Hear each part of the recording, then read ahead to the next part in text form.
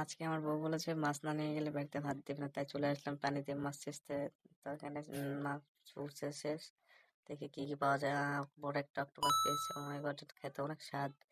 একটা শামুক পেয়েছি, এটা অনেক স্বাদ, দাম 150 টাকা। বড় একটা মাছ, এত সুন্দর মাছ আমি জীবনেও দেখিনি। তোমরা যদি দেখে থাকো তাহলে কমেন্ট অবশ্যই জানিয়ে দিবা। কি মাছটা ধরতে পারছে না মা, আমার মাছটা ধরাই যাচ্ছে না, তো মা বাসার খেয়ে গেছে হলো, এটাকে ফ্রাই করে খাবো। আহ কি মাছ এটা, তেলাপিয়া মাছ নাকি? এটা তেলাপিয়া মাছের মতো, কিন্তু কালারটা অনেক সুন্দর। একে আজকে তেলে ফ্রাই করে খাবো। আর একটা অক্টোপাস, অক্টোপাসটা খেতে অনেক মজা হবে।